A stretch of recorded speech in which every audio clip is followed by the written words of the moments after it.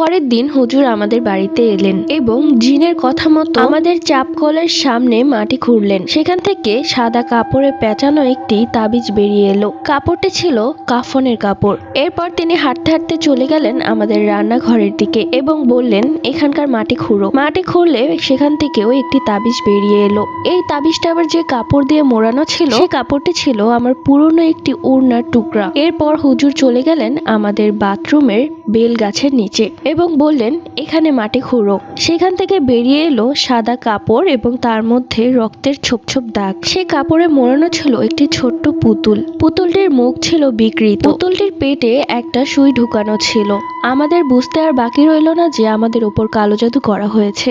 এরপর কবিরাজ চলে গেলেন আমাদের বাড়ির পেছনের পুকুরে। পুকুরের সামনে একটি বড় তেঁতুল গাছ আছে। সেই তেঁতুল গাছের সামনে মাটি খুঁড়লেন এবং সেখান থেকে বেরিয়ে এলো একটি কাগজ, যেখানে আরবি লেখা উল্টো করে লেখা ছিল। কবিরাজ বললেন, এই কালো জাদু 1-2 দিনের না, অনেক দিন আগের। যে এই কালো জাদু করেছে সে এই বাড়িতে কোনো এক সময় অনেক দিন উপস্থিত ছিল। কাশেম আর আমার বুঝতে বাকি রইল না যে এইগুলো রহিমার কাজ। তখন আমি কাশেমকে বললাম, রহিমা যাওয়ার সময় আমাকে এই কথা বলেছে। এরপর সেই হুজুর কালো জাদু কাটিয়ে দিলেন এবং পুরো বাড়ি বন্ধ করে দিয়ে গেলেন। সেই সাথে আমাকে একটি শরীর বন্ধর তাবিজ দিয়ে গেলেন। তখন আমি হুজুরকে বললাম, কাশেমকেও একটি শরীর বন্ধের তাবিজ দিন। তখন সে হুজুর বলল, কাশেমের তো ক্ষতি করতে চায় না, ক্ষতি করতে চায় তোমার। কাশেম আর দেরি না করে চলে যায় রহিমার বাপের বাড়িতে।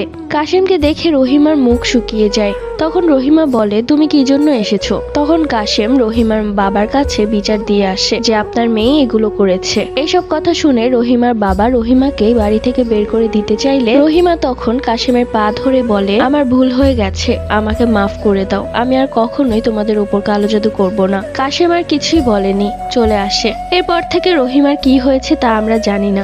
এরপর মাস কেটে যায়, আমাদের সাথে ওইরকম আর কোনো কিছুই ঘটেনি। আমাদের ঘরে জন্ম নেয় খুব সুন্দর ফুটফুটে একটি মেয়ে। আমরা তার নাম রাখি ইভা। কাশেম খুব খুশি হয়েছে তার মেয়ে হওয়াতে। প্রথমে ভেবেছিলাম ও হয়তো অনেক রাগ করবে, কেননা সে সবসময় চাইতো তার যেন একটা ছেলে হয়। এখন যেন কাশেমের চোখের মনি ইভা। ভেবেছিলাম মা বাবা নানা নানিকে হারিয়ে আমি হয়তো নিঃস্ব হয়ে যাব, আমার বাঁচার কোনো পথই থাকবে না।